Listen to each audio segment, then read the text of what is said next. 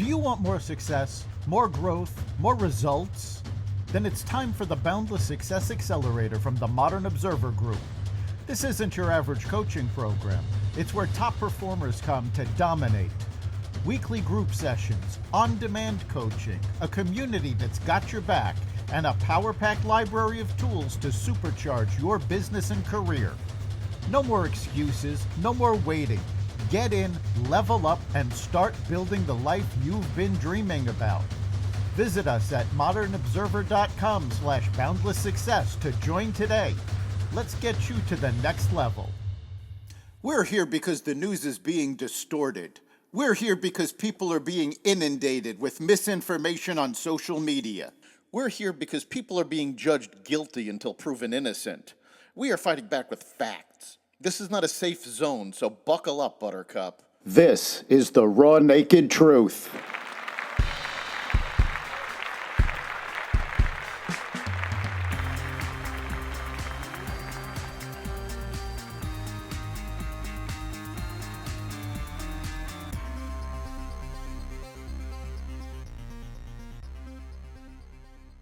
A major failure for North Korea, more penalties for Harvard, the end of the penny, and more. Welcome to the Raw Naked Truth. I'm your host, Eric Lopkin, and here's the news you need to know. North Korean dictator Kim Jong-un was left fuming this week when he attended the botched launch of a new 5,000-ton naval destroyer. The launch at the northeastern port of Cheongjin was intended to tout the communist nation's military advancement, but ended in embarrassment for Kim after the ship slid off a ramp and became stuck, state media reported. The flat car failed to move alongside the ship, throwing it off balance and crushing parts of the ship's bottom, North Korean news agency KCNA reported.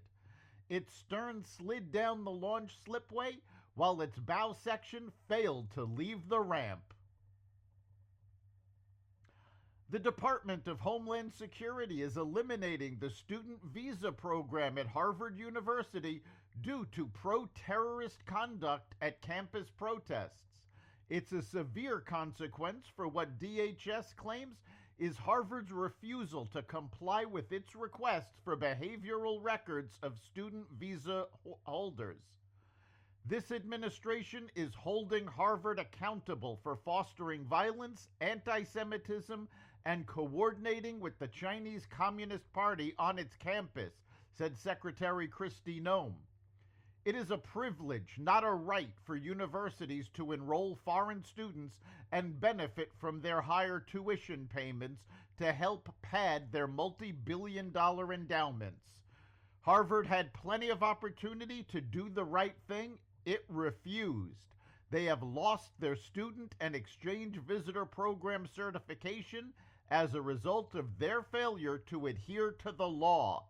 Let this serve as a warning to all universities and academic institutions across the country. Harvard may no longer enroll foreign students in the 2025-2026 school year, and existing foreign students must transfer or lose their legal status to reside in the U.S. before the next academic year begins. Columbia University violated federal civil rights law by ignoring the harassment of Jewish students by classmates, a government investigation found. Columbia acted with deliberate indifference towards student-on-student harassment of Jewish students since the October 7, 2023 Hamas attack on Israel, the Department of Health and Human Services Civil Rights Office said on Thursday. The office said the university didn't investigate or punish vandalism, including repeated drawing of swastikas, didn't enforce rules for protests, didn't abide by its own policies when handling Jewish students' complaints, and didn't establish ways to combat anti-Semitism until last summer. The findings carefully document the hostile environment Jewish students at Columbia University have had to endure for over 19 months, said Anthony Archival, acting director of the Civil Rights Office. We encourage Columbia University to work with us to come to an agreement that reflects meaningful change that will truly protect Jewish students. A Columbia spokesperson said the school takes these issues seriously and will work with the government to address them, adding, "We understand this finding is part of our ongoing discussion with the government." A judge blocked the Trump administration from dismantling the Department of Education. U.S. District Judge Myung Joun in Boston ruled that President Trump cannot carry out his executive order to effectively abolish the Education Department and must reinstate about 1,300 employees who were cut in mass layoffs in March. The judge agreed with an argument filed by Massachusetts teachers and school districts that the executive order goes beyond the White House's stated goal of merely reorganizing the department and leaves it unable to fulfill its responsibilities required by Congress.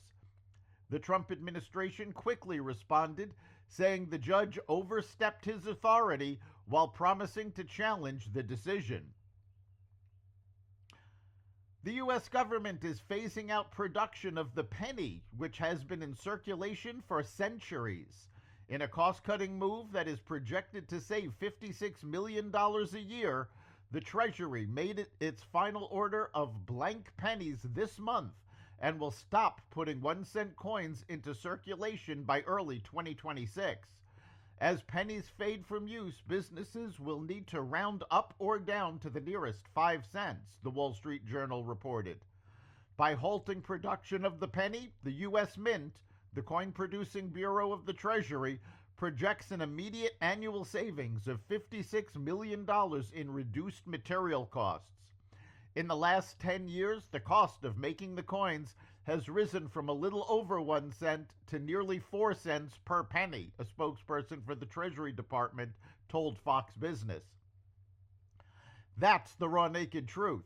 You can catch every episode of the Raw Naked Truth Daily News Brief, as well as our sister podcast, Carnivore Radio, with news analysis and commentary, and the rest of the Xvadio Podcast Network at xvadio.com, the Apple Podcast app, YouTube, Rumble, Spotify, iHeartRadio, Audible, Amazon Music, and other platforms that respect freedom of speech.